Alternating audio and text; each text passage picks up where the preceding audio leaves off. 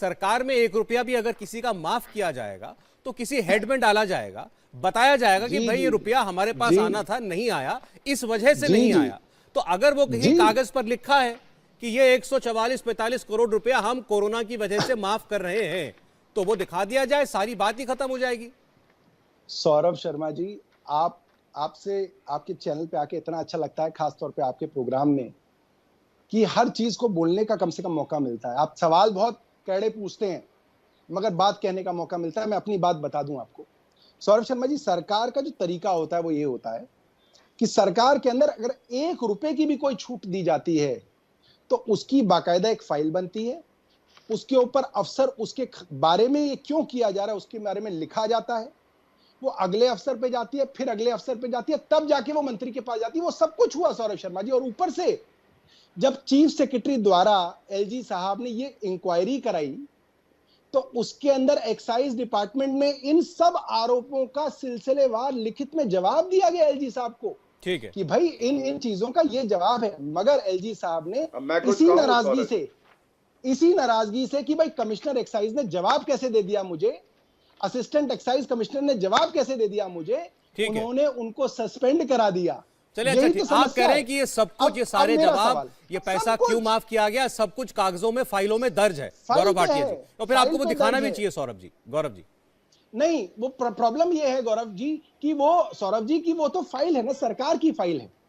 मैं इस चीज का दावा कर रहा हूं और मैं अपनी पूरी की पूरी विश्वसनीयता इस पे दाव पे लगा रहा हूं।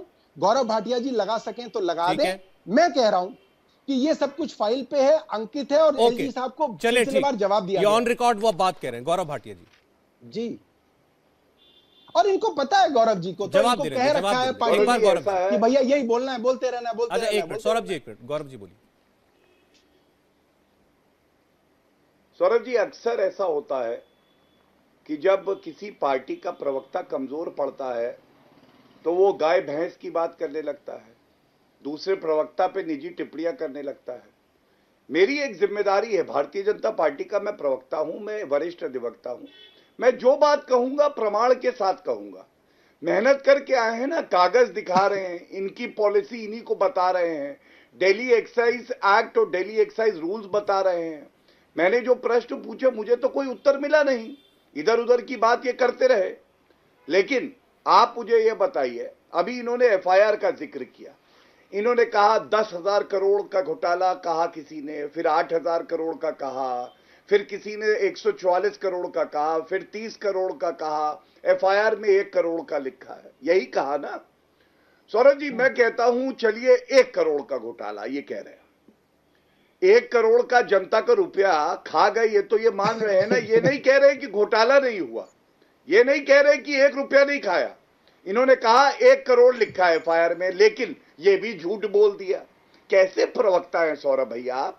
पढ़िए लिखिए, ऑफिस आइए, कभी चाय पीजिए, मैं आपको दिखाऊंगा। ये देखिए एफआईआर है मेरे हाथ में सौरभ जी, 1 करोड़ का अमाउंट ये यहां लिखा है, इसके नीचे लिखा है 2 से 4 करोड़ रुपए का और लेन देन हुआ जिसकी जांच चल रही है। रीड कर दीजिए। अब ये 4 करोड़ के समोसे खा जाते हैं और इनको 4 करोड़ और 1 करोड़ बीच में देखिए ये गलत है। एक-एक करके बात कर रहे हैं सौरभ जी, समय भी अब बहुत ज्यादा नहीं है, एक सेकंड बोलने दीजिए। आप कह रहा पूरा पढ़ दीजिए उसको।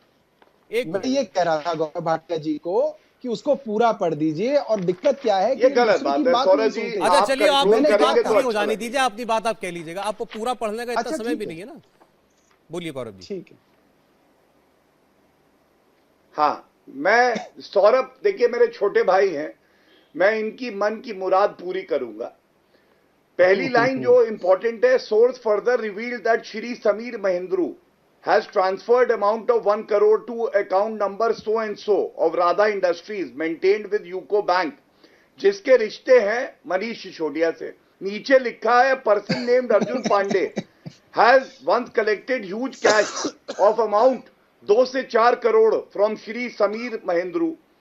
तीसरी बात, ये जो एनेक्शर है ना एफआईआर का सौरभ जी, ये बहुत अहम है। 30 करोड़ का नुकसान किया इन्होंने राजस्व को, सरकार को, जनता को, क्योंकि ये रूल 48 का वायलेशन है। 30 करोड़ रुपए वापस क्यों दिए? ऐसा क्या याराना लगता था अरविंद केजरीवाल का इस व्यक्ति से? और 144 करोड़ रुपए ये जो इन्होंने फोरफीट करने थे ये नहीं किए, तो ये भी नुकसान हुआ।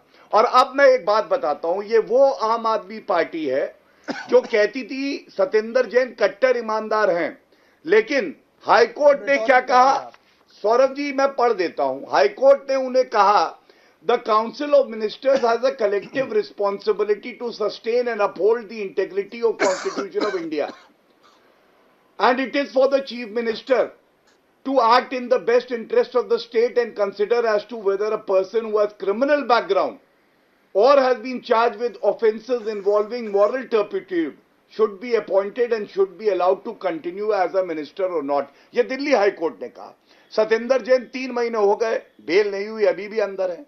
अब आप मुझे बताइए, आबकारी घोटाला हो या सत्येंद्र जैन का केस हो या इनके पंजाब के स्वास्थ्य मंत्री हो, क्या ये स्पष्ट नहीं हो गए ये कट्टर बेईमान है, कट्टर बेईमान, और एक प्रश्न का उत्तर देने की हालत नहीं है। मैं दोबारा कह रहा हूं, 1 मिनट, शो कॉज नोटिस भेजा, 9 महीने बीते, एक्शन क्या लिया आप बता दीजिए। अच्छा ठीक है, ठीक है सौरभ जी, 2 बातों का जवाब दे दें। एक ये 30 करोड़ की बात और आती है 144 करोड़ के साथ, 30 करोड़ रुपया जो माफ किया वो भी कोरोना की वजह से माफ किया था।